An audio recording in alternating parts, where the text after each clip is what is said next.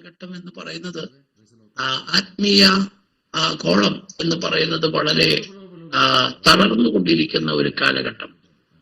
ഏറെ ആത്മീയ ഗോളത്തിൽ വെല്ലുവിളികൾ നേരിട്ടുകൊണ്ടിരിക്കുന്ന കാലഘട്ടമാണ്.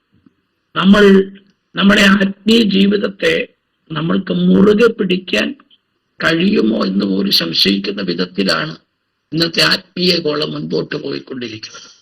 അതുകൊണ്ട് ഈ കാലഘട്ടത്തിൽ നമ്മൾ തിരിച്ചറിയേണ്ടത് നമ്മുടെ ആത്മീയ ഗോളത്തിന്, ആത്മീയതയ്ക്ക് നിലനിൽപ്പിന് വേണ്ടിയുള്ളത് മറ്റാരും കണ്ടെത്തി തരുമെന്ന് നാം കരുതരുത്. നാം തന്നെ കണ്ടെത്തണം. നമ്മുടെ ആത്മീയ ജീവിതത്തെ നിലനിർത്തുവാനുള്ളത് നാം തന്നെ ദൈവസന്നിധിയിൽ കണ്ടെത്തി മുൻപോട്ട് പോകുവാനായിട്ട് കഴിയണം. ഇന്ന് രാത്രി ദൈവം അതിനായിട്ട് നമ്മെ സഹായിക്കട്ടെ. വളരെ പ്രാർത്ഥനയോടെ ദൈവസന്നിധിയിൽ അടുത്തു വരിക. ഇന്ന് എന്റെ ഹൃദയത്തിൽ പ്രകാശിപ്പിക്കുകയും എന്റെ ഹൃദയത്തിൽ ദൈവം നൽകി ചെന്നിരിക്കുന്ന ചിന്ത, കഴിഞ്ഞ ദിവസങ്ങളിൽ ചില ആഴ്ചകൾക്ക് മുൻപ് ദൈവവചനവുമായി നിങ്ങളുടെ നടുവിൽ കടന്നു വരുവാൻ ഒരു ഭാഗ്യം എനിക്ക് ലഭിച്ചു. അന്ന് ഞാൻ തൊട്ട് കടന്നുപോയ ചില ദൈവവചന ചിന്തകൾ ഉണ്ടായിരുന്നു. അത് ഒരല്പമായി വിശദീകരിക്കുവാനാണ് ഇന്ന് രാത്രിയിൽ ഞാൻ കർത്താവിൽ ശരണപ്പെടുന്നത്. കഴിഞ്ഞ ദിവസങ്ങളിൽ ദൈവജന ചിന്തകൾ കേൾക്കുവാനാണ് പങ്കെടുത്തവർ ഉണ്ടായിരിക്കുമെന്ന് ഞാൻ കരുതുകയാണ്. ആ ആത്മീക കൂട്ടായ്മയിൽ നമുക്ക് ഇസ്രായേൽ മക്കളുടെ അടിമത്തം എങ്ങനെ ഉണ്ടായി എന്നതിനെ കുറിച്ച് നമ്മൾ ചില ദൈവജന ചിന്തകൾ വായിക്കുവാനായിട്ട് നമുക്ക്. നമ്മൾ പലപ്പോഴും ഇസ്രായേൽ മക്കളെ അടിമത്തത്തിൽ നിന്നും വിടിവിച്ച വിധങ്ങളെ കുറിച്ച് നമ്മൾ പലപ്പോഴും കേൾക്കാറുണ്ട്. മോശയുടെ നേതൃത്വത്തിൽ മിസ്രൈമിലെ അടിമത്തത്തിൽ നിന്ന് ഇസ്രായേൽ മക്കൾ പുറത്തു വന്നു. അവര് ദൈവം അത്ഭുതകരമായിട്ട് അവര് ഫറവോന്റെ അധീനതയിൽ നിന്ന് വിടിവിച്ചു എന്നൊക്കെ പറയുന്നതും വായിക്കുന്നതൊക്കെ നമുക്ക് കാണാം. എന്നാൽ അതിന്റെ മറ്റൊരു വശം, എങ്ങനെ ഇസ്രായേൽ മക്കൾ, നമുക്കറിയാം, വിളി കേട്ട് ഇറങ്ങിത്തിരിക്കുന്നത് അബ്രഹാം വിളി കേട്ട് ഇറങ്ങിത്തിരിക്കുന്നത് നമുക്കറിയാം ഹാരാനിൽ നിന്നാണ്. ഹാരാനിൽ നിന്ന് വിളി കേട്ട് ഇറങ്ങിത്തിരിച്ച അബ്രഹാം 12-ാം അധ്യായം ഉൽപ്പത്തി പുസ്തകം 6-ാമത്തെ വാക്യത്തിലേക്ക് വരുമ്പോ അവൻ കനാനിലെത്തുകയാണ്. ആ കനാനിലെത്തപ്പെട്ട അബ്രഹാമിനോട് ദൈവം പ്രത്യക്ഷനായി, നമുക്ക് ആ വേദഭാഗം ഒന്ന് വായിച്ച് നമുക്ക് മുൻപോട്ട് പോകുന്നതിൽ ഞാൻ ആഗ്രഹിക്കുകയാണ്. ഉൽപ്പത്തി പുസ്തകം 12-ാം അധ്യായം അതിന്റെ 1-ാം വാക്യത്തിലാണല്ലോ ദൈവത്തിന്റെ വിളി തന്റെ ജീവിതത്തിലേക്ക് വരുന്നത്. നമുക്കറിയാം, ഇസ്രായേൽ മക്കളുടെ അതുപോലെ തന്നെ വിശ്വാസികളുടെ പൂർവ്വ പിതാവായിരിക്കുന്ന അബ്രഹാമിലേക്ക് നമ്മൾ എത്തി നോക്കുകയാണ്. അബ്രഹാമിലാണ് ദൈവത്തിന്റെ വിളി ഉണ്ടാകുന്നത്. 12-ാം അധ്യായം 1-ാം വാക്യം വായിക്കുമ്പോൾ യഹോവ അബ്രഹാമിനോട് അരുളി ചെയ്യുകയാണ്. എന്താണ് അരുളപ്പാട്? നീ നിന്റെ ചാർച്ചക്കാരെയും പിതൃഭവനത്തെയും ദേശത്തെയും വിട്ട് ഞാൻ നിന്നെ കാണിപ്പാനിരിക്കുന്ന ദേശത്തേക്ക് ഇറങ്ങി പുറപ്പെടുക.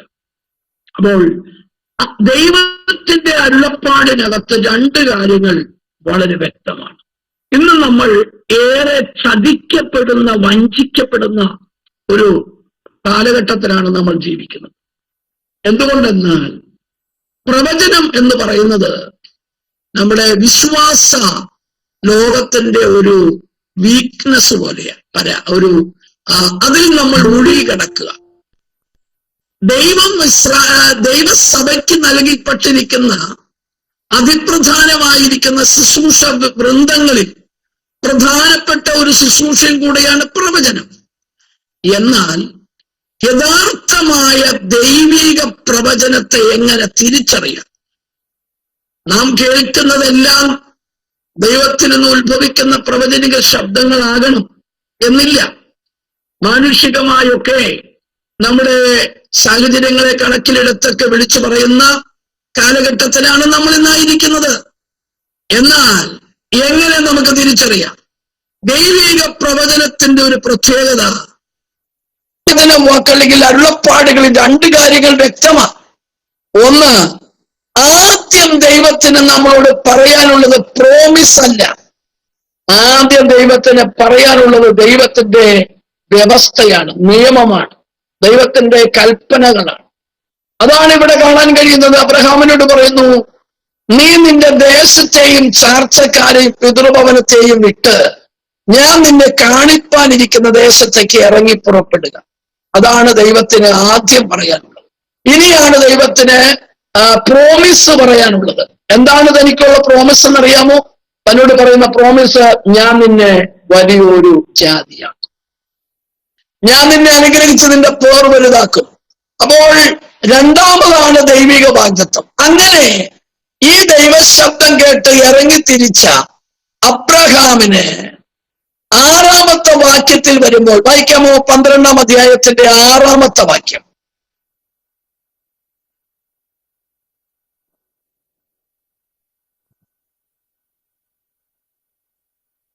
ഉൽപ്പത്തി പുസ്തകം 12-ാം അധ്യായത്തിന്റെ 6-ാമത്തെ വാക്യം.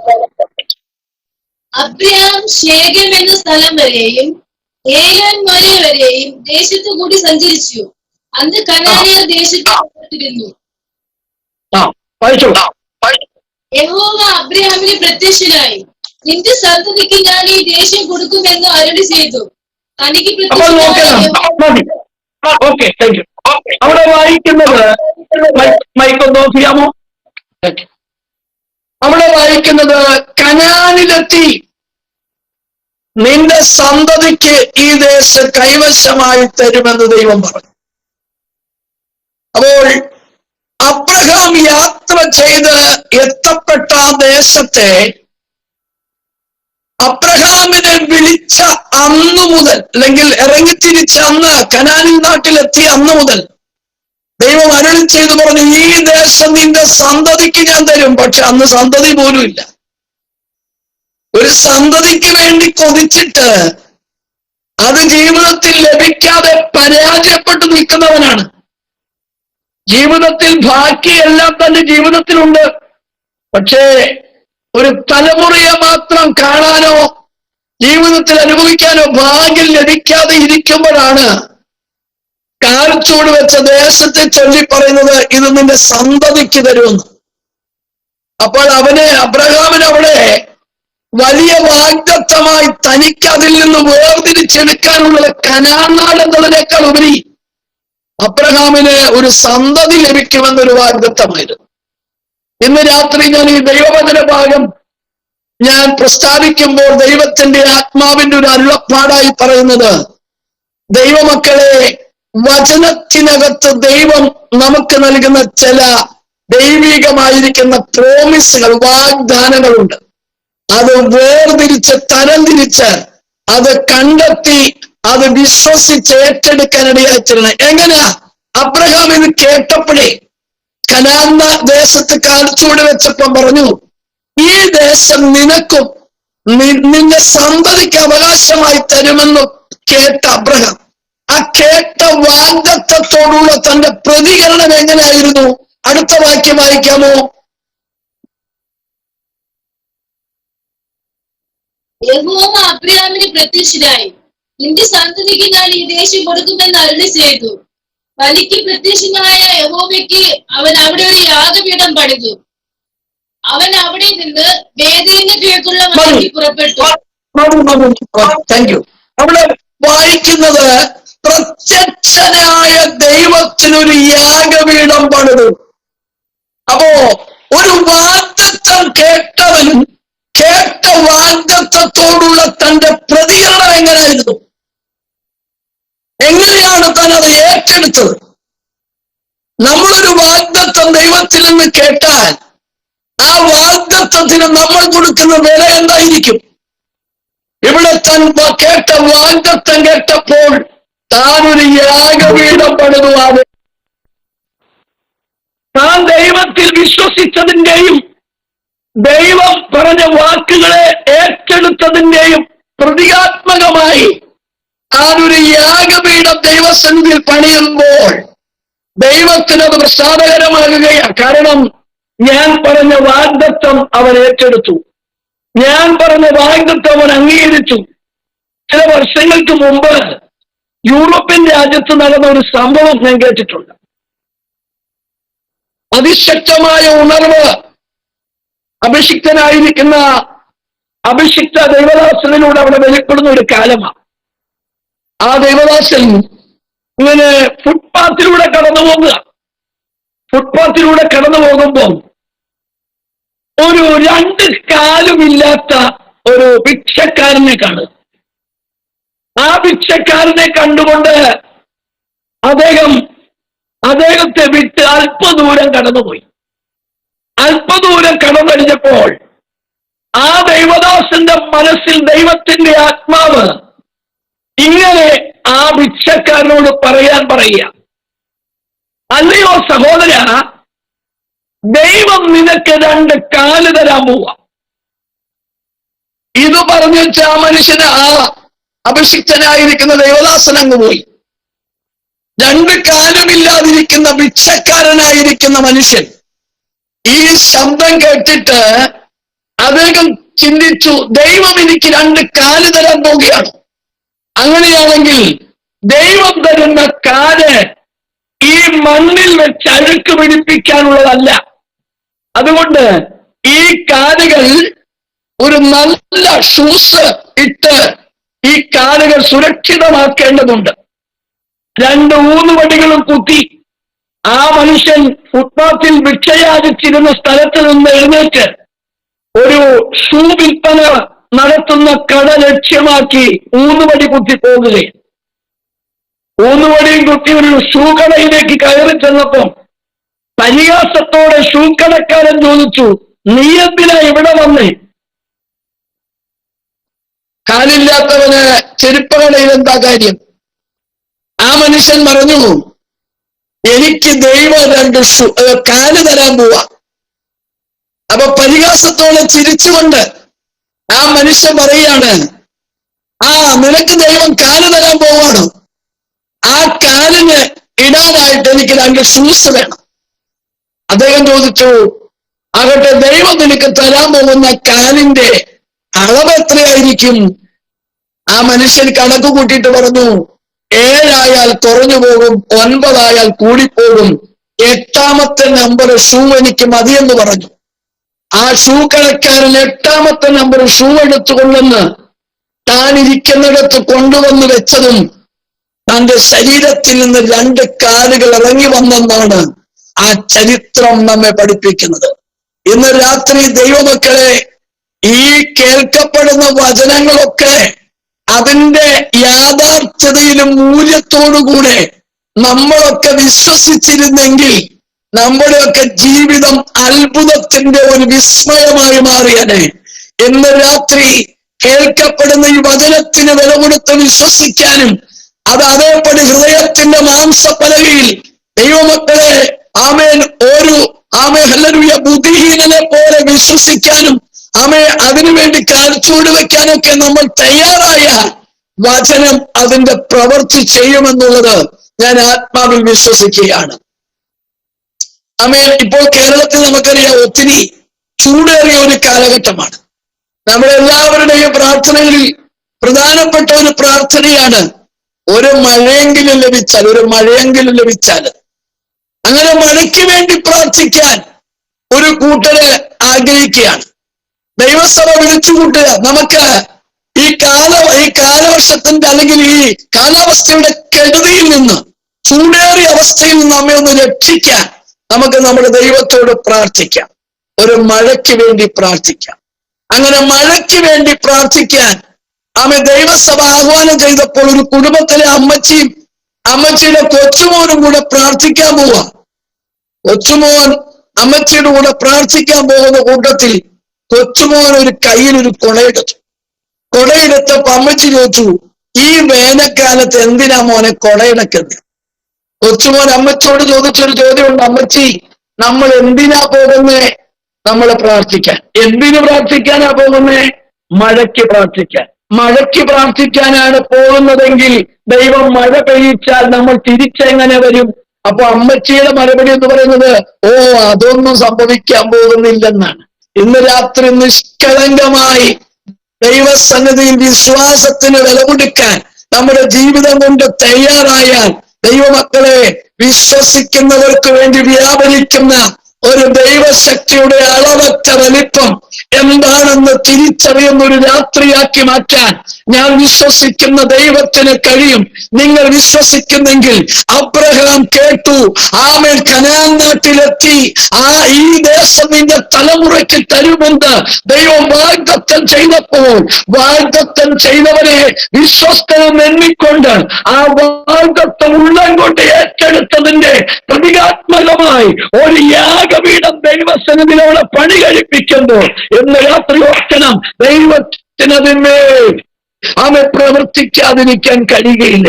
നിന്റെ സന്തതി കാലഘട്ടങ്ങൾ കഴിഞ്ഞ കേട്ടോ, അവൻ വെളികെട്ടിറങ്ങി തിരിച്ചവന് 25 വർഷങ്ങൾ പിന്നിട്ട അവൻ ദൈവപ്രവൃത്തി വെളിപ്പെട്ടതെങ്കിലും അവൻ കേട്ട വാഗ്ദത്തം അവൻ ഹല്ലേലൂയ തള്ളിക്കളഞ്ഞില്ല.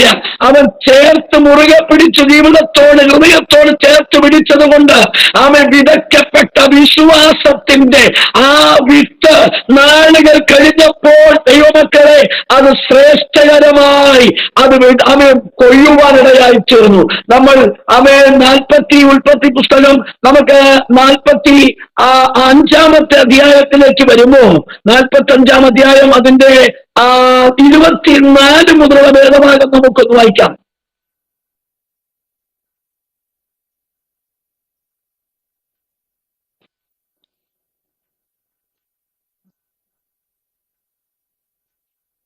അങ്ങനെ അവൻ തന്റെ സഹോദരന്മാരെ യാത്ര അയച്ചു.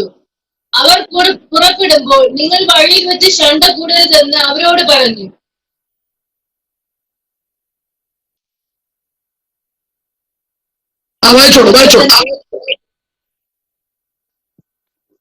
ശണ്ട കൂടരുതെന്ന് അവരോട് പറഞ്ഞു. അവർ മിസ്രയീമിൽ നിന്ന് പുറപ്പെട്ടു കനാൻ ദേശത്ത് അപ്പനായ യാക്കോബിന്റെ അടുക്കലെത്തി അവനോട്, യോസേഫ് ജീവനോടെ ഇരിക്കുന്നു, അവൻ മിസ്രയീം ദേശത്തിനൊക്കെയും അധിപതിയാകുന്നു എന്ന് പറഞ്ഞു. അപ്പോൾ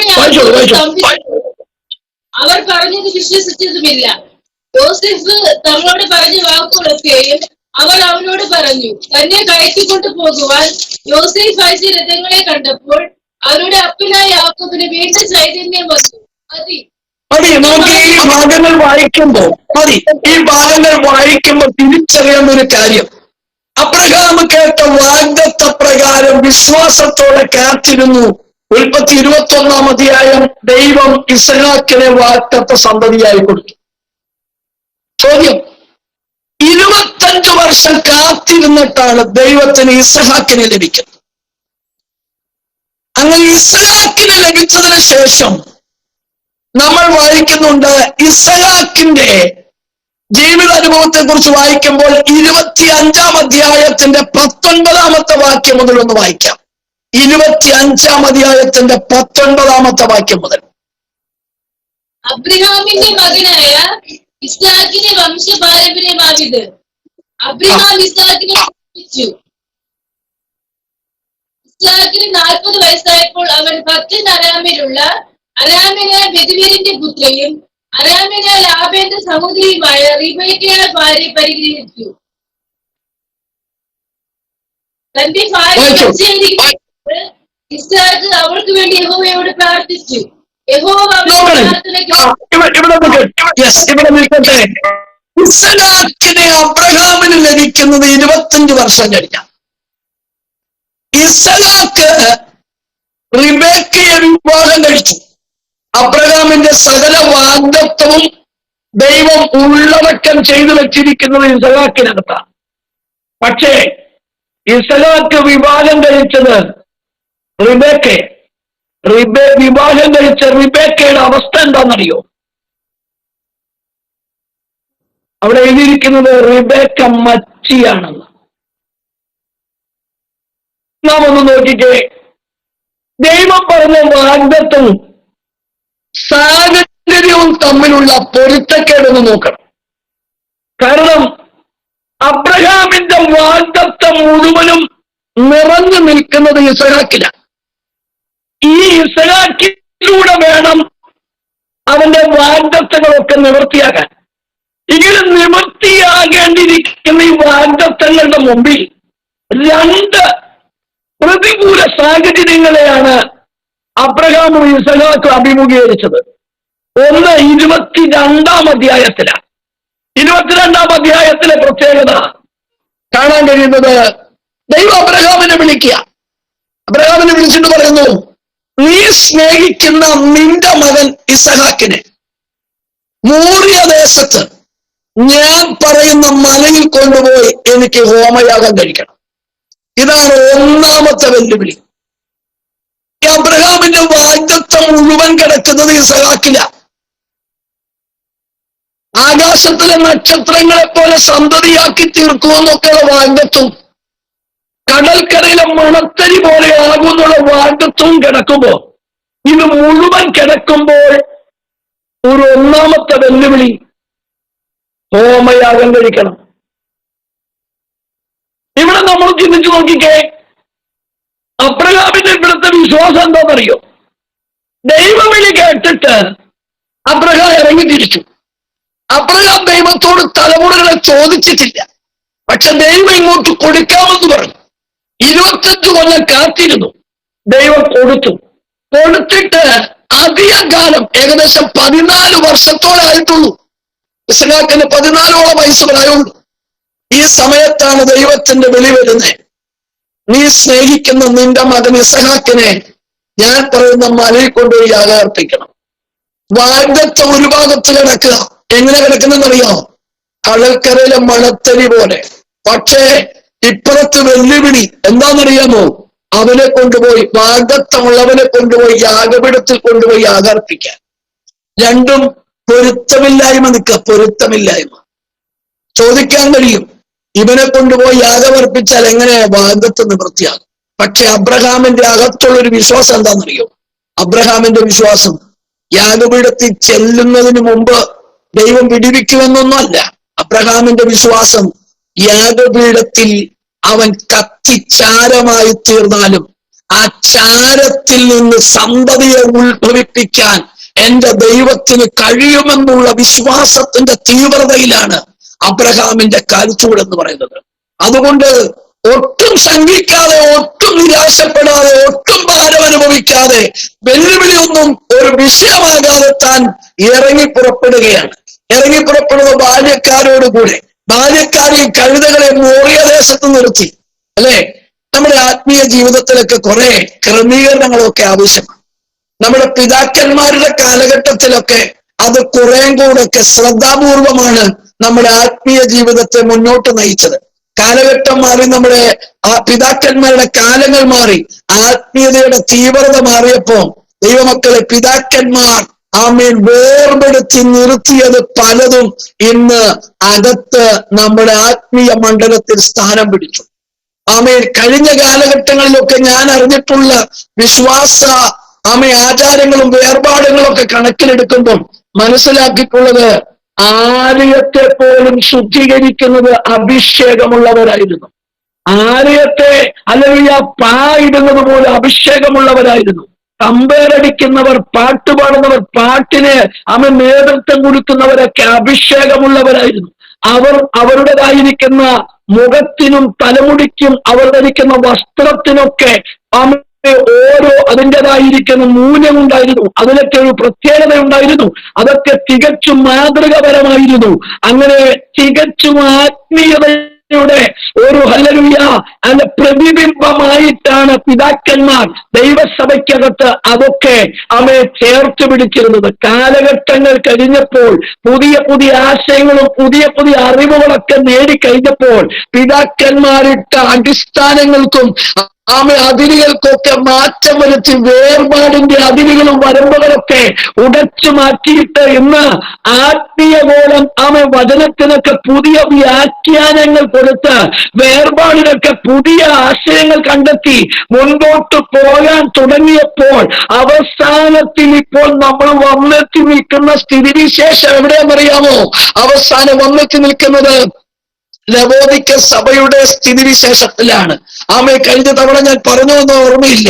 ലവോദിക്ക സഭയുടെ സ്ഥിതിവിശേഷം എന്ന് പറയുന്നത് വെളിപ്പാട് പുസ്തകം 3-ാം അധ്യായത്തിന്റെ 14-ാമത്തെ വാക്യം മുതൽ വായിക്കുമ്പോ അവിടെ വായിച്ചു വരുന്നത് എന്താണെന്നറിയാമോ? നീ ശീതവാനാണോ ഉഷ്ണവാനാണോ അറിഞ്ഞുകൂടാ. ശീതോഷ്ണവാനാകിയാൽ ഞാൻ നിന്റെ വായിൽ നിന്ന് ഉമിഞ്ഞു കളയുമെന്ന് പറയുന്ന ഇടത്ത് വന്നെത്തി.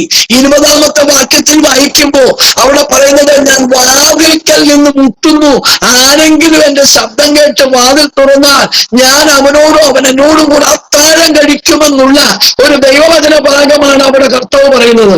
ഇത് നമ്മൾ വായിച്ചു കേൾക്കുമ്പോ പെട്ടെന്ന് നമ്മൾക്ക് ഓർമ്മ വരും, അയ്യോ എന്റെ കർത്താവിന്റെ വരവ് ഏറ്റവും അടുത്തിരിക്കുകയാണല്ലോ എന്ന് ഓർമ്മ വരും. അതൊക്കെ വാസ്തവം തന്നെയാ. കർത്താവിന്റെ വരവ് ഏറ്റവും അടുത്തിട്ടുണ്ട് എന്നുള്ളത് സത്യം തന്നെയാണെങ്കിലും ഈ വചനത്തിന്റെ അർത്ഥവും വ്യാപ്തിയും അതല്ല എന്നാണ് ഞാൻ കണ്ടെത്തിയത്. കാരണം ദൈവമക്കളെ, 2-ാം അധ്യായം വെളിപ്പാട് പുസ്തകം 1-ാമത്തെ വാക്യം വായിക്കുമ്പോ എഫെസോസിലെ സഭയുടെ ദൂതൻ എഴുതുക എന്ന് പറഞ്ഞ് 7 സഭകളെ കുറിച്ചുള്ളൊരു പഠനമുണ്ട്. ആ 7 സഭകൾ എന്ന് പറയുന്നതിന് 7 സഭകളും 7 കാലഘട്ടങ്ങളാണ്. എഫെസോസ് സഭയുടെ കാലം എന്ന് പറയുന്നത് 1-ാം നൂറ്റാണ്ടിന്റെ കാലമാ. ആത്മാവിൻ യേശു കർത്താവ് ഭൂമിയിൽ വന്ന് താൻ ചേർത്ത് വിളിച്ച ശിഷ്യന്മാരെ യെരൂശലേമിൽ നിന്ന് വാങ്ങിപ്പോകാതെ ആത്മാവിൻ മർക്കോസിന്റെ മാളിക മുറി കാത്തിരിപ്പ് നടത്തി പരിശുദ്ധാത്മാവിന്റെ കൃപ പകർന്ന് അഭിഷേകത്തിന്റെ വാക്താക്കളാക്കി അവരുടെ അകലത്തിൽ നിന്ന് ആത്മാവ് അഭിഷേകത്തിലൂടെ ഒഴുക്കിവിട്ട വചനത്തിന്റെ നദിയിൽ ചില ജീവിതങ്ങളെ പിടിച്ചെടുത്ത് അവരെ ചേർത്ത് പിടിച്ച് പണിതെടുത്ത ദൈവസഭയിൽ ദൈവാത്മാവിന്റെ പ്രവൃത്തി വെളിപ്പെട്ട കാലമാണ് എഫെസോസ് സഭയുടെ കാലം എന്ന് പറയുന്നത്. ആ കാലഘട്ടത്തിൽ ദൈവത്തിന്റെ ആത്മാവ് എവിടെയായിരുന്നെന്ന് ചോദിച്ചാൽ അന്ന് അത്ഭുതങ്ങൾ ഉണ്ടായിരുന്നു. നമ്മൾ വായിച്ചാൽ അറിയാം. 2-ാം അധ്യായം അപ്പോസ്തല പ്രവൃത്തി 2-ാം അധ്യായത്തിന്റെ 43-ാമത്തെ വാക്യം വായിക്കുമ്പോ അവിടെ രേഖപ്പെടുത്തിയിരിക്കുന്ന ചില വാക്യങ്ങൾ വളരെ പ്രാധാന്യത അർഹിക്കുന്ന വാക്യങ്ങളാണ്. അവിടെ പറയുന്നുണ്ട്, എല്ലാവർക്കും ഭയമായെന്ന്. എല്ലാവർക്കും ഭയമായി. അപ്പോസ്തലന്മാരാൽ ഏറിയ അത്ഭുതങ്ങളും അടയാളങ്ങളും നടന്നു. വിശ്വസിച്ചവരെല്ലാവരും ഒരുമിച്ചിരുന്നു. എല്ലാ സകലവും പൊതുവാകെന്ന് എണ്ണുകയും ജന്മഭൂമികളും വസ്തുക്കളും വിറ്റ് അവനവൻ ആവശ്യമുള്ളതുപോലെ എല്ലാവർക്കും പകിട്ടു കൊടുക്കുകയും ഒരുമനപ്പെട്ട് ദിനംപ്രതി ദേവാലയത്തിൽ കൂടി വരികയും വീട്ടിൽ അപ്പം നുറുക്കിക്കൊണ്ട് ഉല്ലാസവും ഹൃദയപരമാർത്ഥതയും പൂണ്ട് ഭക്ഷണം കഴിക്കും ദൈവത്തെ സ്തുതിക്കുകയും സകല ജനത്തിന്റെ കൃപ അനുഭവിക്കുകയും ചെയ്തു. കർത്താവ് രക്ഷിക്കപ്പെടുന്നവരെ ദിനംപ്രതി സഭയോട് ചേർത്തുകൊണ്ടിരുന്നു. കർത്താവിന്റെ ജോലി എന്താണെന്നറിയോ? കർത്താവിന്റെ ജോലി രക്ഷിക്കപ്പെടുന്നവരെ ദിനംപ്രതി സഭയോട് ചേർത്തുകൊണ്ടിരിക്കുകയായിരുന്നു. കർത്താവിന് ഞാൻ ആ 1-ാം നൂറ്റാണ്ടിലെ കാലഘട്ടത്തെ നോക്കിയിട്ട് ഞാനൊന്ന് വിശേഷിപ്പിക്കുന്നത്, വെള്ളം കുടിക്കാൻ പോലും കർത്താവിന് സമയം കിട്ടുന്നില്ല. കാരണം ആത്മാക്കൾ ഇങ്ങനെ വിടിവിക്കപ്പെട്ടുകൊണ്ടിരിക്കുക. ഒന്ന് തിരിയാൻ ഒന്നിരിക്കാൻ പോലും സമയമില്ല. കാരണം സഭയോട് ചേർക്കണ്ടേ, സഭയോട് ചേർത്തുകൊണ്ടിരിക്കുക. ഇന്ന് കർത്താവിന് വിശ്രമമാണ്. ഇന്ന് കർത്താവ് പറഞ്ഞിരിക്കുക. കാരണം ആത്മാക്കൾ രക്ഷിക്കപ്പെടുന്നില്ല. അന്നത്തെ ഒറ്റ പ്രസംഗത്തിൽ 3000 എണ്ണം വിടിവിക്കപ്പെടുന്നത്. ഇന്ന് 3000 പ്രസംഗം നമ്മൾ പ്രസംഗിച്ചിട്ട് ഒരെണ്ണം വിടിവിക്കപ്പെടാത്ത കാലം. അന്ന് ഒറ്റ പ്രസംഗത്തിൽ 5000, പിന്നെ ദിനപ്രതി വിടിവിക്കപ്പെടാ. ഇതാണ് എഫെസോസ് സഭയുടെ കാലം. ആ കാലഘട്ടത്തിൽ ദൈവമക്കളെ എവിടെ ദൈവം അറിയോ? എന്തുകൊണ്ട് ഇതൊക്കെ സംഭവിച്ചെന്നറിയോ? ഒറ്റ പ്രസംഗത്തിൽ 3000 ഒക്കെ പിടിക്കപ്പെട്ടതിന്റെ കാരണം എന്താണെന്നറിയോ? 2-ാം അധ്യായത്തിൽ വായിക്കണം. 7 നിലവിളക്കുകളുടെ നടുവിൽ 7 നക്ഷത്രങ്ങൾ വലങ്കയിൽ പിടിച്ചിട്ട് അതിന്റെ നടുവിൽ നിന്നുകൊണ്ട് ഒരുത്തൻ അരുളി ചെയ്യുന്നു. അപ്പോൾ 1-ാം നൂറ്റാണ്ടിൽ ആത്മാവിന്റെ സാന്നിധ്യം അല്ലെങ്കിൽ കർത്താവിന്റെ സാന്നിധ്യം എവിടായിരുന്നു? ദൈവസഭയുടെ നടുവിൽ ഇരുന്നു കൊണ്ട് ആത്മാവ് ഇത് മുഴുവൻ ചെയ്തുകൊണ്ടിരുന്നെങ്കിൽ ഏറെ അത്ഭുതങ്ങളും അടയാളങ്ങളും ഒക്കെ നടന്നതും ജനക്ക് എല്ലാവർക്കും ഭയമായതിന്റെ കാരണം അവരിലൂടെ ആത്മാവ് അതിന്റെ പ്രവൃത്തി ചെയ്തുകൊണ്ടിരിക്കുകയായിരുന്നു. കാലഘട്ടങ്ങൾ മാറി. ലവോദിക്ക സഭയുടെ കാലം വന്നു. കാലത്തിലേക്ക് എത്തിക്കഴിഞ്ഞപ്പോൾ ഇപ്പോൾ കർത്താവ് എവിടെന്നറിയാമോ?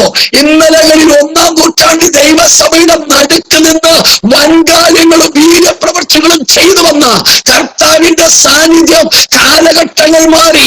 7-ാമത്തെ സഭയുടെ കാലം, ലവോദിക്ക സഭയുടെ കാലം, 21-ാം നൂറ്റാണ്ടിന്റെ കാലം വന്നപ്പോൾ ഇന്ന് ദൈവത്തിന്റെ സാന്നിധ്യം നമ്മൾ അകത്തും ദൈവത്തിന്റെ സാന്നിധ്യം പുറത്തും. വാതിൽക്കൽ നിന്ന് മുട്ടുകയാണ്. ആരെങ്കിലും കതക് തുറന്നാൽ അകത്ത് വരാമെന്നുള്ള അവസ്ഥയിലായി. അതുകൊണ്ട് എന്താ സംഭവിക്കുന്നത്? 3000 പ്രസംഗം നടക്കുന്നു. 3000 പ്രസംഗം. ഇന്ന് പ്രസംഗത്തിന് കുറവുണ്ടോ?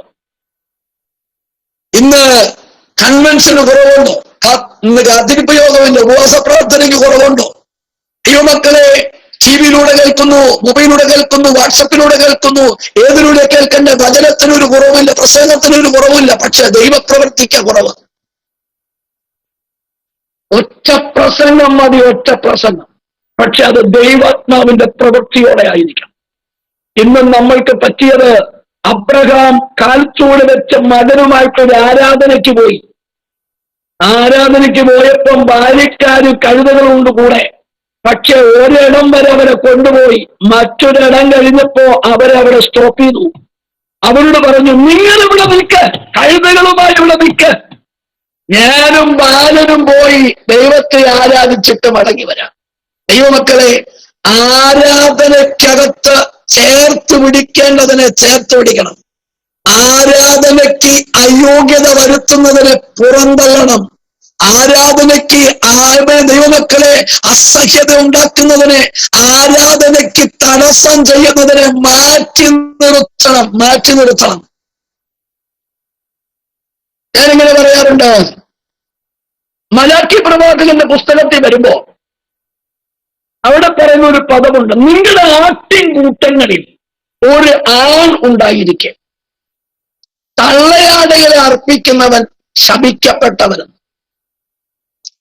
ഈ വാക്യത്തിന്റെ ഒരു സാരാംശം ഞാൻ പഠിച്ചപ്പോൾ, തിങ്കളാഴ്ച മുതൽ ശനിയാഴ്ച വരെ നമ്മുടെ സഹോദരന്മാരൊക്കെ, ഇന്ന് വീട്ടിലുള്ള സഹോദരനും സഹോദരിയും ഒക്കെ ജോലി ചെയ്യുന്നവരാണ്.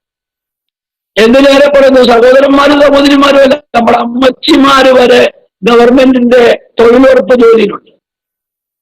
നിങ്ങൾ ശ്രദ്ധിച്ചിട്ടുണ്ടോ? തിങ്കളാഴ്ച മുതൽ ശനിയാഴ്ച വരെ ഇവരെന്തൊരു എനർജിയിലാണെന്നറിയോ?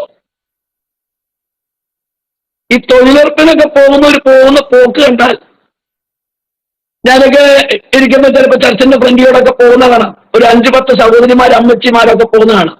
ചിലര് ബ്രേക്ക്ഫാസ്റ്റ് ഒക്കെ വഴികൂടെ നടന്ന് കഴിച്ചിട്ട് പോകുന്നു.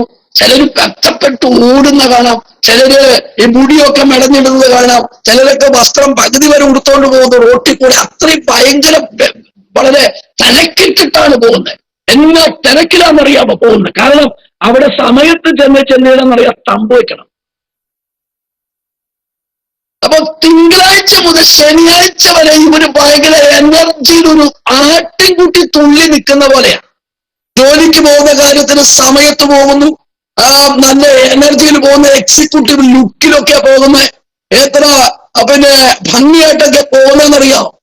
ഞായറാഴ്ച അങ്ങോട്ട് വരണം.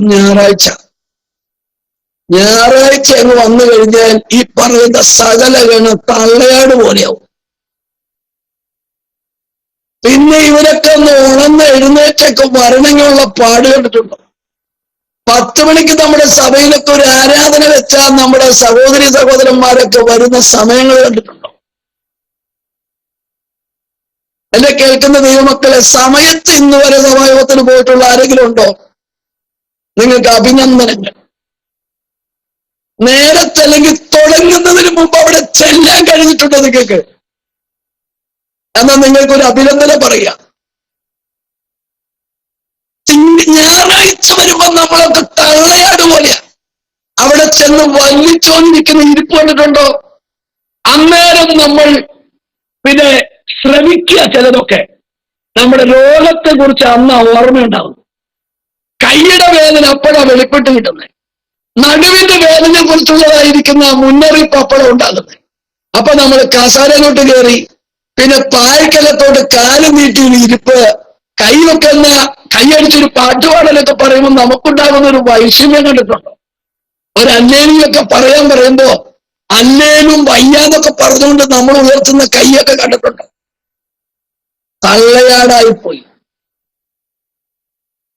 ഇതൊക്കെ പറയുമ്പോ ചിലപ്പോ ഇഷ്ടപ്പെടണമെന്നില്ല. പക്ഷേ ഓർക്കണം, വചനം പറയുന്നത് തിങ്കളാഴ്ച മുതൽ ശനിയാഴ്ച വരെ ആരോഗ്യത്തോടെ നടത്തിയ ഒരു ദൈവമാണ്. ചില നാളുകൾക്ക് മുമ്പ് എന്റെ ഒരു അധ്യാപകൻ കുഷ്ഠരോഗികളുടെ ഒരു നിവാസ കേന്ദ്രം സന്ദർശിച്ചു. അവിടെ സന്ദർശിച്ചപ്പോൾ അദ്ദേഹം കണ്ട ചില കാഴ്ചകൾ അദ്ദേഹത്തെ അതിശയിപ്പിച്ചതാണ്. അദ്ദേഹം കണ്ട കാഴ്ചയിൽ നോക്കിയപ്പോൾ അവിടെ ഒരു ആത്മീയ കൂട്ടായ്മയുണ്ട്. കുഷ്ഠരോഗം വന്ന് ചിലർക്കൊന്നും വിരലുകളില്ല. വിരലുകളില്ലാത്തവര് അവരുടെ ഈ കൈത്തണ്ടം മാത്രമേ ഉള്ളൂ, ഈ വിരലുകളൊന്നുമില്ല, കൈത്തണ്ടം മാത്രം. അവർ പാട്ട് പാടുമ്പോ അദ്ദേഹം നോക്കിയപ്പോ ഈ കൈത്തണ്ട വെച്ച് അടിച്ചാരാധിക്കുക. ചിലർക്ക് കുഷ്ഠരോഗം വന്ന് ഈ കൈത്തണ്ടകളില്ല, ഈ കൈയുടെ അറ്റത്ത് വെച്ചങ്ങ് നഷ്ടപ്പെട്ടിരിക്കുക. കൈത്തണ്ടകളില്ലാത്തവർ ഈ കൈയുടെ ഈ അറ്റം വെച്ച് ഇങ്ങനെ അടിച്ചാരാധിക്കുക. അത് ഏറ്റവും അതിശയിപ്പിക്കുന്ന ഒരു കാഴ്ച താൻ പറയുന്നത്, താൻ കണ്ടത് ഈ കൈയുടെ ഈ മുട്ടിന് താഴേക്കില്ലാത്ത ആളുകളുണ്ട്. ഈ മുട്ടിന് ഇവിടം വരെയുള്ളൂ. ആ ആളുകൾ അവരുടെ മുട്ടിന്റെ കൈകൾ അവിടെ സൈഡിലേക്ക് അടിച്ചാണ് അവർ ദൈവത്തെ ആരാധിക്കുന്നത്. ദേവദാസൻ പറയുകയാണ് അന്നേരം, ദൈവമേ, രണ്ട് കൈയുള്ള എനിക്ക് ആരാധിക്കാൻ മനസ്സ് വരാത്ത ഈ സാഹചര്യത്തിൽ കൈകളെല്ലാം നഷ്ടപ്പെട്ടിരിക്കുന്ന ഈ ജനം ആരാധിക്കുന്ന ആരാധനയുടെ മുമ്പിൽ ചെന്നപ്പോ ആ ദൈവദാസൻ പറഞ്ഞു, ഞാൻ അവരുടെ മുമ്പിൽ ഇപ്പോ ജനിച്ച ഒരു ശിശു പോലും അല്ലാത്ത അവസ്ഥയിലായി പോയത്. ഇന്ന് രാത്രി ദൈവവചനം കേൾക്കുമ്പോൾ ഓർക്കണം, ആരാധന എന്ന് പറയുന്നത് നിസ്സാരമല്ല. ആരാധന മൂല്യമാണ്. ഞാൻ പറഞ്ഞു വരുന്നതിന്റെ പുറകിൽ ഒരു വലിയ ഒരു മർമ്മമുണ്ട്. ഒന്നാമത്തെ ആരാധന അബ്രഹാം വിലമതിക്കുന്നതായി കണ്ടു. എന്നിട്ട് മാറ്റേണ്ടതിനെ മാറ്റി. ഞാൻ എങ്ങനെ വിചാരിച്ചു, എന്താണാവോ? ഒന്ന് ആലോചിച്ച് നോക്കിയാൽ, ജീവിതത്തിൽ പൊന്നോമന പുത്രനായിട്ട് കിട്ടിയതാ. നിലത്ത് വെച്ചാൽ അല്ലെ ഉറുമ്പരിക്കുന്നു, തലയിൽ വെച്ച തേനരിക്കുന്നൊക്കെ പഴഞ്ചൊല്ല് പറയുന്നത് പോലെ വളർത്തിയെടുക്കാനുള്ള എല്ലാ സൗകര്യമുള്ള കൊച്ച. പക്ഷേ ആ വാക്യങ്ങൾ വായിക്കുമ്പോൾ വിറക് കീറിയെടുക്കുന്ന സമയത്ത് ഭാര്യക്കാരെയും ഈ മകനെയും വിളിച്ചുണർത്തി. എന്നിട്ട് വാഹനമുഖത്തിന്റെ പുറത്ത് യാത്ര തിരിച്ചിട്ട് ഈ മോറിയ ദേശത്തെത്തിയപ്പോ ഒന്ന് ചിന്തിച്ചു നോക്കിയ, ഏതെങ്കിലും ഒരു ബാല്യക്കാരനെ വിളിച്ചിട്ട് ആ വിറക് കെട്ടെടുത്ത് അവന്റെ തോളി വെച്ചിട്ട് ഈ മോനെ വെറുതെ നടത്തായിരുന്നില്ല ഈ അപ്പനെ? എത്ര അഭ്യാസികളുള്ള വീടാ. ആ അപ്പൻ ചെയ്തില്ല. ഓരൊറ്റ ബാല്യക്കാരനെ കൊണ്ടുവന്നില്ല. ഞാൻ പലപ്പോഴും ചർച്ചകളിലൊക്കെ കാണുമ്പോ പലയിടത്തും കാണാറുണ്ട്, അമ്മമാരിങ്ങനെ വലിയ ഒരു ഭാരം കൊണ്ടുവരുന്ന കാണാം. അപ്പന്റെയും മക്കളുടെയും ഒക്കെ ബൈബിൾ അമ്മമാരുടെ ഒരു കയ്യില. മക്കൾ എന്നിട്ട് കൈവീശി വരുന്ന കാണാം, ഭർത്താവ് കൈവീശി വരുന്ന കാണാം. ഹോളിന്റെ പടിക്കലെത്തുമ്പോ അല്ലെങ്കിൽ സിറ്റ് ഔട്ടിൽ എത്തുമ്പോ ഓരോ ബൈബിൾ അമ്മമാര് പങ്കുവെച്ച് കൊച്ചുങ്ങൾക്ക് കൊടുക്കുന്നതാണ്, ഭർത്താവിന് കൊടുക്കുന്നതാണ്. എന്റെ പൊന്നു ദൈവമക്കളെ, ആമേൻ, ഈ വേദപുസ്തകം ചുമക്കുന്നത് ഒരു അനുഗ്രഹമാണ്. ഇത് നമ്മുടെ കയ്യിൽ എഴുതുന്നത് ജീവിതത്തിനൊരു ഭാഗ്യമാണ്.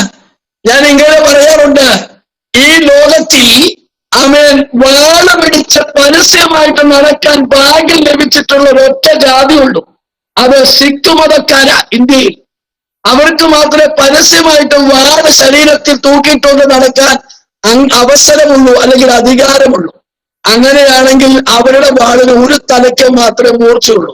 ഇരുവാൾത്തലയുള്ള വാള് കൊണ്ട് നടക്കാൻ ദൈവം അനുവാദം തന്നിരിക്കുന്ന ഒരു കൂട്ടം ഉണ്ടെങ്കിൽ അത് നമുക്കാണ് അത് തന്നിരിക്കുന്നത്. ഇന്ന് രാത്രി നമ്മൾ ഓർക്കണം, ഈ വചനം നമ്മുടെ ജീവന്റെ രക്ഷയുടെ മാർഗമാണ്. ചില അനുഭവങ്ങൾ എനിക്ക് പറയാനുണ്ട്. ഒന്ന് ആശാര്യോപദേശിയുടെ ഒരു അനുഭവമാണ്. ആശാര്യോപദേശി അവൻ ദൈവത്തിന്റെ കൃപയാൽ അമേരിക്കയിൽ ചെല്ലുക. അമേരിക്കയിൽ ചെന്നേച്ച് താൻ അവിടെ ഇറങ്ങി ന്യൂയോർക്ക് എയർപോർട്ടിൽ ഇറങ്ങി. അവിടെ ഇറങ്ങിക്കഴിഞ്ഞപ്പോൾ ഈ കേരളത്തിന്റെ കൊച്ചു മൂലയിലൊക്കെ ഇരുന്ന ആശാര്യോപദേശി ന്യൂയോർക്കൊക്കെ ചെന്ന് കണ്ടു കഴിഞ്ഞപ്പോ തനിക്ക് ഒരു വിസ്മയം. ഇതൊക്കെ കണ്ടു കഴിഞ്ഞപ്പോ തന്റെ പെട്ടി തുറന്നേച്ച് താൻ അതിനകത്തുനിന്ന് ബൈബിൾ എടുത്തു.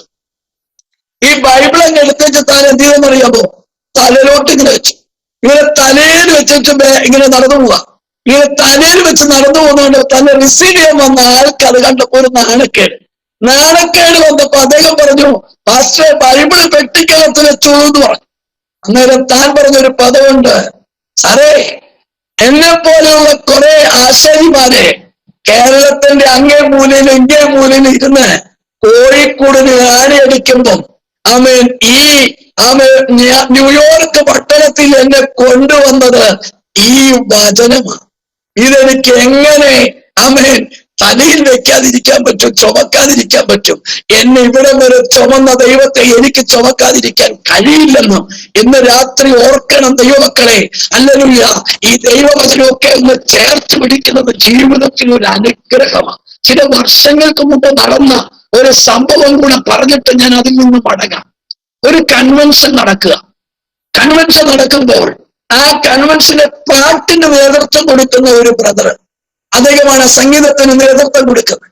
ആ ദൈവദാസൻ പാട്ടിന് നേതൃത്വം കൊടുത്ത് ആ കൺവെൻഷൻ അനുഗ്രഹത്തിന് വേണ്ടി പ്രാർത്ഥന വന്നു. പ്രാർത്ഥന വന്ന സമയത്ത് അവർ അല്പസമയം രണ്ട് ദൈവദാസന്മാർ പ്രാർത്ഥിക്കുന്നതിനിടയിൽ അവര് പാട്ട് പാടുന്ന സ്ഥലത്ത് അവർ രണ്ട് കസാരക്കെട്ടി ഇരിക്കുമ്പോൾ ഒരു സഹോദരൻ തന്റെ കയ്യിലുണ്ടായിരുന്ന ഒരു കൊച്ചു പുതിയ നിയമം ഈ ബ്രദറിന്റെ പോക്കറ്റിൽ ഇട്ട് കൊടുത്തു. അദ്ദേഹം ഇങ്ങനെ നോക്കിയപ്പോൾ ഒരു കൊച്ചു ബൈബിളാണ്. അദ്ദേഹം വിചാരിച്ചത് അവിടെ ഇരുന്നോട്ടെ, ബൈബിളല്ലേ. കൺവെൻഷനൊക്കെ കഴിഞ്ഞു. ഏകദേശം അദ്ദേഹത്തിന്റെ സംഗീത ഉപകരണങ്ങളൊക്കെ എല്ലാം ഒതുക്കി റെഡിയാക്കി വെച്ച് അവിടെ നിന്ന് ഏകദേശം 10-20 കിലോമീറ്റർ യാത്ര ചെയ്ത് വേണം ആ മനുഷ്യന്റെ ആ സഹോദരന്റെ ഭവനത്തിൽ പോകാൻ. അതേപോലെ രാത്രി 12 മണിയായപ്പം ഒരു തുറസ അല്ലെങ്കിൽ നിർജ്ജനമായിരിക്കുന്ന ഒരു ദേശത്തോടെ അതിങ്ങനെ വാഹനത്തിൽ വരുമ്പോഴേ ഒരു വളവ് തിരിഞ്ഞിങ്ങനെ വരുമ്പോ മഞ്ഞ ചുരിദാറൊക്കെ ധരിച്ച് ഒരു ബാഗം കയ്യിൽ പിടിച്ച് ഒരു പെൺകുട്ടി നിൽക്കുക രാത്രി. ആ പെൺകുട്ടി ഇങ്ങനെ വാഹനത്തിന് കൈ കാണിച്ചപ്പോ അദ്ദേഹം വാഹനം നിർത്തി ചോദിച്ചു, അയ്യോ എന്താ ഇവിടെ ഈ രാത്രി? ആ സഹോദരി പറഞ്ഞു, ഞാന് ഇന്നടത്ത് പഠിക്കുക, ഇന്നടത്തുനിന്ന് വരികയാണ്, ഇവിടെ വരെ വണ്ടി കിട്ടിയുള്ളൂ എന്നൊക്കെ പറഞ്ഞു. ഇന്നടത്തേക്ക് പോവാനാ, എന്നെ ഒന്ന് കൊണ്ടുപോകാമെന്ന് ചോദിച്ചു. ആയിക്കോട്ടെ, വണ്ടി കയറിക്കൊള്ളാൻ പറഞ്ഞു. അങ്ങനെ അദ്ദേഹം ആ പെൺകൊച്ചിന്റെ ബാഗൊക്കെ മേടിച്ച് മുമ്പിലോട്ട് വെച്ച് ഇവരിങ്ങനെ മുമ്പോട്ട് യാത്ര ചെയ്ത് പോവുക. യാത്ര ചെയ്ത് പോകുന്ന പോക്കിൽ ഒരല്പം കഴിഞ്ഞപ്പോൾ പുറകിലിരിക്കുന്ന ഈ പെൺകുട്ടിയുടെ കയ്യ് ഈ ഷോൾഡറിലേക്ക് വെച്ചു. ഇങ്ങനെ ഷോൾഡറിലേക്ക് വെച്ചതും പെട്ടെന്ന് കൈയെടുത്തു. അപ്പോൾ ആ സഹോദരൻ വിചാരിച്ചു നാണക്കേട് കൊണ്ടെടുത്തായിരിക്കും, കുഴപ്പമില്ല സിസ്റ്റർ വെച്ചോളാൻ പറഞ്ഞു. ഒരല്പം കഴിഞ്ഞപ്പോൾ അവന് വരുന്ന ആ ഒരു അന്തരീക്ഷമൊക്കെ അങ്ങ് മാറി. ഒരു പ്രത്യേക ഒരു ഭയാനകമായ അന്തരീക്ഷം, ഒരു കാറ്റ്, ഒരു ഇടിമിന്നല്, ആ ഒരു ഭയാനകമായ ഒരു അന്തരീക്ഷം.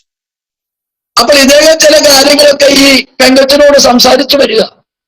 സംസാരിച്ചു കൊണ്ടിരുന്നപ്പോ പ്രതികരണമൊന്നും കേൾക്കാനില്ല.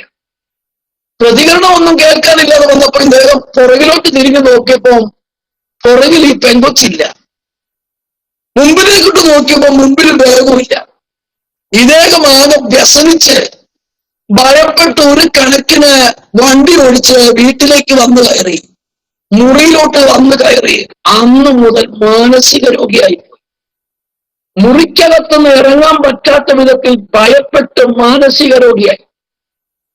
3 മാസത്തോളം മനുഷ്യൻ ആ മുറിക്കകത്ത് ഭയന്ന് അദ്ദേഹത്തിന് ഈ മാനസികാവസ്ഥ തലം തെറ്റിത്താനായിരുന്നു.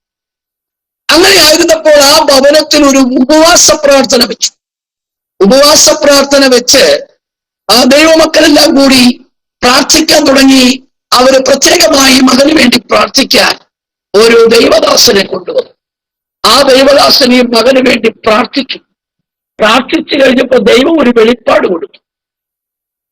ഇന്നേക്ക് 3 മാസങ്ങൾക്ക് മുമ്പ് രാത്രി 12 മണി സമയം നീ വാഹനത്തിൽ വരുമ്പോൾ സ്ത്രീയുടെ വേഷം ധരിച്ച് പൈശാചിക അധികാര ശക്തി നിന്റെ വാഹനത്തിൽ കയറുകയും നിന്റെ കഴുത്തിലേക്ക് കൈനീട്ടി നിന്നെ തകർത്ത് കളയുവാൻ കൈ കൊണ്ടുവന്നപ്പോൾ നിന്റെ പോക്കറ്റിലിരുന്ന വചനമാണ് നിന്നെ രക്ഷിച്ചതെന്ന് നമുക്ക് ആർക്കെങ്കിലും വിശ്വസിക്കാൻ പറ്റുമോ? ഇതൊന്നും അറിയാത്ത മനുഷ്യൻ പറയുക പോക്കറ്റിൽ ബൈബിള് കിടന്ന് അറിഞ്ഞുകൂടാ, വാഹനത്തിൽ കയറിയത് അറിഞ്ഞുകൂടാ. ശ്രദ്ധിച്ചു നോക്കിക്കേ, പോക്കറ്റിൽ കിടന്ന വചനമാണ് ആ കൈ വലിച്ചെടുത്തതിന്റെ കാരണം. ഇതാ ഇന്ന് രാത്രി ഓർക്കണം, ഈ പുസ്തകം അടഞ്ഞിരുന്നാലും അതിനൊരു മൂല്യമുണ്ട്, അതിനൊരു ശക്തിയുണ്ട്, അതിനൊരു വീര്യമുണ്ട്. അങ്ങനെയാണെങ്കിൽ ഇത് തുറന്ന് നമ്മുടെ ഹൃദയത്തിനകത്തേക്ക് ഇത് പാനം ചെയ്താൽ അതിന്റെ ശക്തി ഇന്ന് രാത്രി ദൈവമക്കളെ, ലോകത്തിൽ ഒരു ശക്തിക്കും എതിർത്ത് നിൽക്കാൻ കഴിയാത്ത വൻ ശക്തിയാണ് ഇന്ന് രാത്രി ദൈവം നമുക്ക് പകർന്ന് തന്റെ അധരത്തിലൂടെ വെളിപ്പെടുത്തി നമുക്ക് തന്നിരിക്കുന്നത്. ഒരു പുസ്തക രൂപത്തിൽ നമ്മുടെ കയ്യിൽ തന്നിരിക്കുന്നത്. ഇന്ന് രാത്രി ഞാൻ പറഞ്ഞ ആ ഭാഗം വിടാം. ഓർക്കണം, ഇസഹാക്കിന്റെ യാഗവുമായി ബന്ധപ്പെട്ട് മുൻപോട്ട് പോകുമ്പോൾ ആ യാഗത്തിൽ യോഗ്യമല്ലാത്തതിനെ ഒഴിവാക്കി. ദൈവമക്കളെ, ആരാധനയിലേക്ക് പുറപ്പെടുമ്പോൾ, ആത്മീയ സംഗമത്തിലേക്ക് പുറപ്പെടുമ്പോൾ അതിനൊക്കെ വ്യവസ്ഥയുണ്ട്. അതുകൊണ്ടാണ് യേശു കർത്താവ് പറഞ്ഞത്, നിങ്ങൾ ഒരു യാഗത്തിന് പുറപ്പെടുമ്പോ സഹോദരനുമായി വല്ലതും ഉണ്ടെന്ന് അവിടെ വെച്ച് ഓർമ്മ വന്നാൽ യാഗവസ്തു ആദ്യം അവിടെ വെക്കണം. ഞാനിങ്ങനെ വിചാരിക്കുക, 10,000 രൂപ കൊടുത്ത് മേടിച്ച ഒരു കാളക്കിടാവിനെ കൊണ്ട് യാഗത്തിന് പഴയ നിയമകാലത്തെ വ്യവസ്ഥ പറയാം. ഒരു യാഗത്തിന് പോകുമ്പോ പെട്ടെന്ന് ഓർമ്മ വന്നു, വെല്ലിപ്പന്റെ മകനോട് വഴക്കിട്ടത് ക്രമീകരിച്ചില്ല. ഓർമ്മ വന്നു. ഞാനൊരു ചിന്ത പറയുക, പോകേണ്ടത് തിരുവനന്തപുരത്തേക്കാ. നമ്മള് കോട്ടയത്ത് ചെന്നപ്പോഴാണ് ഓർത്തത്, നമുക്ക് ക്രമീകരണം ചെയ്യേണ്ടത് എവിടാന്നറിയാമോ? നമുക്ക് എറണാകുളത്താ. കോട്ടയത്ത് കൊണ്ടുവന്ന് ഇതിനെ വെച്ചിട്ട് തിരിച്ച് എറണാകുളത്ത് വരണം. എന്നിട്ട് അതിന് ക്രമീകരണം വരുത്തിയിട്ട് വേണമെന്ന് തിരിഞ്ഞും കൊണ്ട് പോകാൻ. ഒരിക്കൽ ഒരു ദേവദാസൻ ഒരു കുടുംബത്തിൽ ചെന്നേ, ഭാര്യ ഭർത്താവ് തമ്മിൽ അത്ര യോജിപ്പില്ലാത്ത കുടുംബത്തിൽ ചെന്ന് അവിടെ പ്രശ്നം പരിഹരിക്കാൻ ചെന്നതാ. പ്രശ്നം പരിഹരിക്കാൻ ചെന്ന ഭാര്യ ഭർത്താക്കന്മാർ തമ്മിൽ ചേർന്ന് പോകാൻ തയ്യാറാകുന്നില്ല. അപ്പം ദേവദാസൻ പറഞ്ഞു, നിങ്ങൾ ഇങ്ങനെ പോയാൽ എങ്ങനെ? ഒരു ക്രമീകരണത്തിന് തയ്യാറാക്കണം എന്ന് പറഞ്ഞപ്പോൾ ആ കുടുംബത്തിലുള്ള സഹോദരി പറഞ്ഞു, 11 വയസ്സുള്ള മോനുള്ളത് കൊണ്ടാണ് ജീവിച്ചിരിക്കുന്നത്. പാസ്റ്റർക്ക് അത് മനസ്സിലായില്ല. അല്പം കഴിഞ്ഞപ്പോ ഈ സഹോദരി അടുക്കളയിൽ നിന്ന് വിളിച്ചിട്ട് പറഞ്ഞു, മോനെ, ഈ ചായ കൊണ്ട് പാസ്റ്റർക്കും പപ്പയ്ക്കും കൊടുക്കാൻ പറഞ്ഞു. ചായ കൊണ്ടുവന്ന് പപ്പയ്ക്കും പാസ്റ്റർ കൊടുത്തു കഴിഞ്ഞ് ചായ കൂടി കഴിഞ്ഞപ്പോ പപ്പ വിളിച്ചു. പപ്പ മോനെ വിളിച്ചിട്ട് പറഞ്ഞു, മോനെ, ഈ ഗ്ലാസ് കൊണ്ട് മമ്മിയുടെ കയ്യിൽ കൊടുക്കാൻ പറഞ്ഞു. കുറച്ചും കൂടി സംസാരങ്ങൾ നീണ്ടുപോയി കഴിഞ്ഞപ്പം അമ്മ അടുക്കളയിൽ നിന്ന് വിളിച്ചിട്ട് പറഞ്ഞു, മോനെ, ഊണ് കഴിക്കാൻ കൈ കഴുകാൻ പപ്പയോട് പാസ്റ്ററോട് പറയാൻ പറഞ്ഞു. കൊച്ചൻ വന്നിട്ട് പറഞ്ഞു, മമ്മി പറഞ്ഞു ഊണ് കഴിക്കാൻ കൈ കഴുകാൻ. ഊണ് കഴിക്കാൻ മേശപ്പുറത്ത് വന്ന് ഇരിപ്പുറപ്പിച്ചപ്പം പപ്പ മോനെ വിളിച്ചിട്ട് പറഞ്ഞു, മമ്മിയോട് പറ കുടിക്കാൻ ചൂടുവെള്ളം തരാം. ഇപ്പൊ മനസ്സിലായോ? 11 വയസ്സുള്ള മോനുള്ളതുകൊണ്ട് ജീവിച്ചിരിക്കുന്നെന്ന് പറഞ്ഞതിന്റെ കാര്യം പിടികിട്ടിയോ? കാരണം മോൻ ഇവരുടെ രണ്ടുപേരുടെയും മീഡിയേറ്ററാണ്. ഇവനെ കൊണ്ടാണ് ഇവര് കാര്യം നടത്തുന്നത്. അപ്പോ ഇവരെ നമ്മൾ നോക്കിയാൽ ആരാധനയ്ക്ക് ഇവർ രണ്ടുപേരും മുമ്പന്തിയിലുണ്ട്. ഒരൊറ്റ ആഴ്ചയിലും കർത്തൃമേശ ഇവര് ചെയ്യുന്നില്ല, ഇവര് ഒഴിവാക്കുന്നില്ല. ഇനി സഭായോഗത്തിന്റെ അനുഗ്രഹത്തിന് വേണ്ടിയുള്ള പ്രാർത്ഥനയൊക്കെ ഈ അമ്മാമ അച്ഛൻ അങ്ങ് ടെൻഡർ എടുത്തിരിക്കുക. ഇവരായിരിക്കും പ്രാർത്ഥിക്കുന്നതും ആരാധിക്കുന്നതും ഒക്കെ. പാട്ട് പാടുന്നു ഇവര്, അന്യഭാഷ പറയുന്നു ഇവര്. പക്ഷെ 6-7 മാസമായിട്ട് അച്ഛനും അമ്മാമയും തമ്മിൽ യാതൊരു പൊരുത്തവും ഇല്ല. പൊന്നു ദൈവമക്കളെ, ഇതൊക്കെ നടക്കും. ലവോദിക്ക സഭയിൽ നടക്കും, പക്ഷേ എഫെസോസ് സഭയിൽ നടക്കില്ല. കാരണം ലവോദിക്ക സഭയിൽ കർത്താവ് പുറത്താ, അവിടെ ഇതൊക്കെ നടക്കും.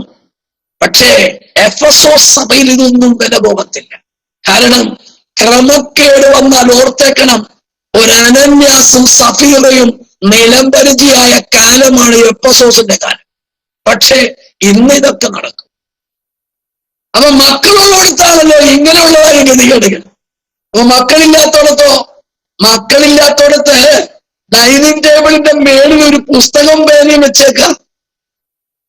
എന്നിട്ട് ഭർത്താവ് ഓഫീസിൽ നിന്ന് ജോലി കഴിഞ്ഞ് വരുമ്പോ പുസ്തകം എടുത്തിട്ട് പേരെടുത്ത് എഴുതി, എന്താ, കുളിക്കാൻ ചൂടുവെള്ളം വേണം, മേശപ്പുറത്ത് 2 അടി. അപ്പൊ അമ്മാമ്മയ്ക്ക് മനസ്സിലായി, അമ്മാമ്മയ്ക്കുള്ള ദൂത് വന്നിട്ടുണ്ട്. അമ്മാമ്മ ചെന്ന് പുസ്തകം തുറന്ന് നോക്കിയപ്പോ ചൂടുവെള്ളം കുടിക്കാൻ, ചൂടുവെള്ളം എടുത്ത് മേശപ്പുറത്ത് കൊണ്ടുവന്നു വെച്ചേച്ച് എഴുതി, ചൂടുവെള്ളം എവിടെ ഇരിപ്പുണ്ട്, 2 അടി അമ്മാമ്മ മേശപ്പുറത്ത്. അപ്പം അച്ഛനുള്ള ചൂടുവെള്ളം വന്നു എന്ന് മനസ്സിലായി. എന്നാലും ദൈവമക്കളെ തമ്മിൽ പൊരുത്തപ്പെട്ടു പോകില്ല. പക്ഷേ ഇവരുടെയൊക്കെ ആരാധന കണ്ട ഇവരുടെയൊക്കെ അന്യഭാഷ കണ്ട, ഇവരുടെയൊക്കെ കയ്യടി കണ്ട, ഇവരുടെയൊക്കെ പ്രബോധനം കേട്ട നമ്മൾ വിചാരിച്ചു പോകും ആത്മീയതയുടെ അത്യുച്ച കോടിയിലായിരിക്കുന്നു. ഓർക്കണം ദൈവമക്കളെ, എഫെസോസ് സഭയിൽ ഇതൊന്നും നടക്കില്ല. ലവോദിക്ക സഭയിൽ എല്ലാം നടക്കും. പക്ഷെ ഓർക്കണം, മടങ്ങി വരണം, ദൈവ സാന്നിധ്യത്തിലേക്ക് മടങ്ങി വരണം. ഞാൻ ആരാധിക്കാൻ വന്നത് എന്റെ ലക്ഷ്യം കേവലം ആരാധനയല്ല. എന്റെ ലക്ഷ്യം ദൈവം പറഞ്ഞതിന് തുല്യമായി, ദൈവം കൽപ്പിച്ചതിന് തുല്യമായി, ദൈവത്തിന് പ്രസാദിക്കുവാൻ യോഗ്യമായ വിധത്തിൽ ആരാധിക്കുവാനാണ് എന്നെ ദൈവം വിളിച്ചത്. ദൈവം വിളിച്ചത് അബ്രഹാമിനെ വിളിച്ചത് എങ്ങനെയെങ്കിലും എന്തെങ്കിലും ചെയ്തു പോകാനല്ല. അബ്രഹാമിനെ വിളിച്ചത് ഞാൻ പറഞ്ഞ സ്ഥലത്ത്, ഞാൻ പറഞ്ഞത് കൊണ്ടുവന്ന്, ഞാൻ പറഞ്ഞതുപോലെ യാഗമർപ്പിക്കാനാണെങ്കിൽ ഇന്ന് രാത്രിക്കാലം പറഞ്ഞതിന് യോഗ്യമായവനെ എടുത്തുകൊണ്ട്, പറഞ്ഞതിന്റെ തോൾ വിറക് കെട്ടും ചുമത്തിക്കൊണ്ട് അല്ലാത്തവരെയൊക്കെ ഒഴിച്ചു മാറ്റി ആരാധനയ്ക്ക് യോഗ്യമായതിനെ ആരാധനയിൽ ചേർത്തു പിടിക്കാൻ, ആരാധനയ്ക്ക് വേണ്ടി ചേർത്തു പിടിക്കാൻ അബ്രഹാം തയ്യാറായതുപോലെ ഒരു തയ്യാറെടുപ്പുമായി ഇറങ്ങി തിരിക്കുമ്പോ അവിടെ വായിക്കുന്നുണ്ട്, മകനും അപ്പനും ഒന്നിച്ച് നടന്നു. ആരാധനയ്ക്ക് വേണ്ടതൊരു യൂണിറ്റിയാ, ഐക്യത. ദൈവമക്കളെ, യോജിപ്പുണ്ടാകണം. അവർ വിറക് കെട്ടെടുത്ത് മകൻ അപ്പന്റെ കൂടെ നടക്കും. ഒരു ചോദ്യമുണ്ട്. ആ ചോദ്യം, അപ്പാ വിറകും തീയും കത്തിയൊക്കെ നമ്മുടെ കയ്യിലുണ്ട്, പക്ഷേ യാഗമൃഗം എവിടെ? മകൻ അറിയോ? ഇന്നത്തെ യാഗമൃഗം മകനാണെന്ന് മകൻ അറിയത്തില്ല. അപ്പനത് പറയുന്നില്ല. അപ്പൻ പറയുന്നത്, മോനെ, ദൈവത്തിന് ഹോമയാഗത്തിനുള്ളത് ദൈവം കരുതിക്കൊള്ളും. നോക്കണേ, ഇതും പറഞ്ഞുകൊണ്ട് അവർ ഒന്നിച്ച് ചെല്ലുക. യാഗപീഠം പണിയുന്നു. കല്ലൊക്കെ പറക്കി കൂട്ടി യാഗപീഠം പണിതു. അപ്പനും മോനും കൂടെ യാഗപീഠം പണിതു. വിറകെല്ലാം അടക്കി കഴിഞ്ഞപ്പോൾ ഇനി അപ്പന് മറച്ചു വെക്കാൻ വയ്യ. അപ്പൻ മകന്റെ മുഖത്ത് നോക്കിക്കൊണ്ട് പറഞ്ഞു, മോനെ, ഞാൻ ആരെയാണ് ഏറ്റവും അധികം സ്നേഹിക്കുന്നത്? മകൻ പറയാ, എന്നെയാണപ്പ. നിനക്ക് കേൾക്കണോ?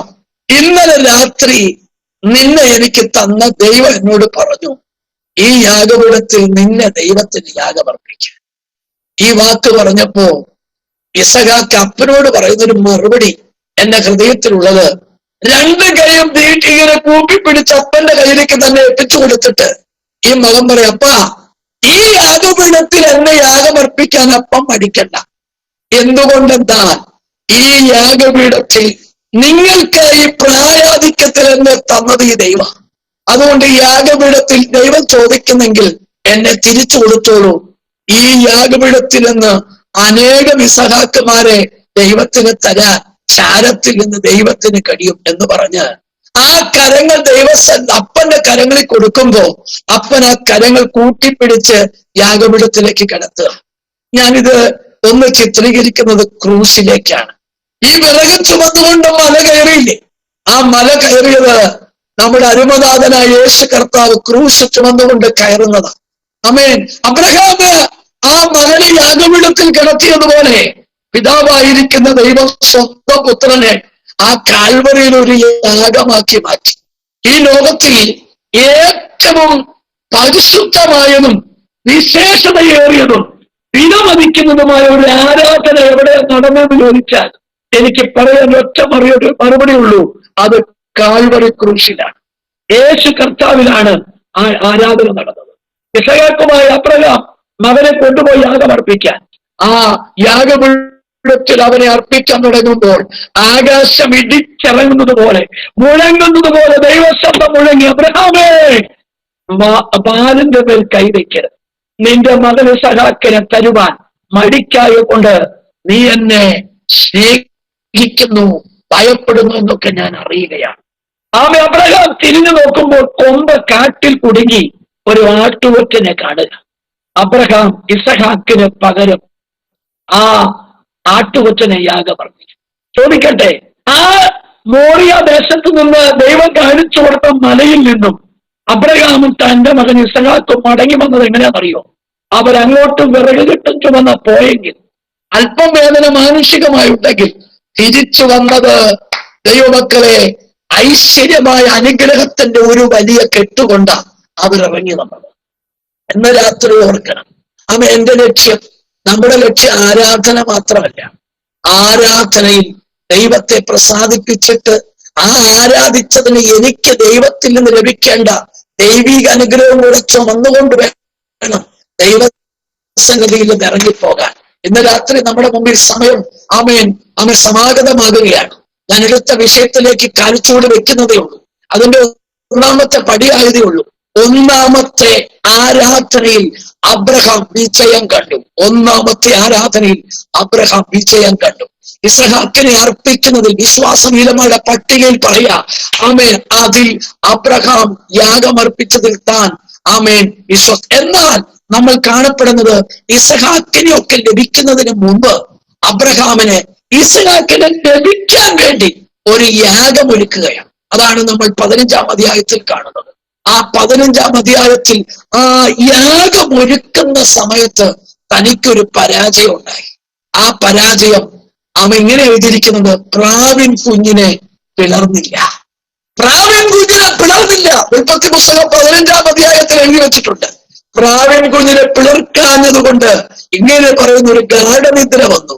ആ ഗാഢനിദ്ര നിമിത്തം അബ്രഹാമിനോട് നിന്റെ സന്തതി സ്വന്തമല്ലാത്ത നാട്ടിൽ 400 വർഷം അടിമകളായി പാർക്കേണ്ടി. അപ്പൊ നോക്കിക്കേ, ഒരു ആരാധനയിൽ വന്ന പരാജയം സന്തതികളെ 400 വർഷം പരാജയത്തിലേക്ക് തള്ളിവിട്ടു. അപ്പൊ തന്നെ നമ്മൾ നോക്കണം, ഒരാരാധനയിൽ വന്ന വിജയം. ദൈവമക്കളെ, ലോകത്തിന് ഐശ്വര്യമായ അനുഗ്രഹം ദൈവം നൽകി. ഇന്ന് രാത്രി ഞാൻ പറഞ്ഞ് അവസാനിപ്പിക്കാം. ആരാധന ന്യായമായും സത്യമായും വ്യവസ്ഥയിലും നാം ചെയ്തെടുത്താൽ അത് ലോകത്തിൽ ദൈവത്തിന്റെ നിത്യമായ ശ്രേഷ്ഠമായ ഒരു അനുഗ്രഹത്തിന് കാരണമാണ്. ആരാധന വഴിവിട്ടും വ്യവസ്ഥ വിട്ടും ദൈവത്തിന്റെ ഹിതമല്ലാത്തതും നമ്മൾ പ്രവർത്തിച്ചിട്ട് യോഗ്യമല്ലാത്തതുപോലെ ചെയ്യുന്നതെങ്കിൽ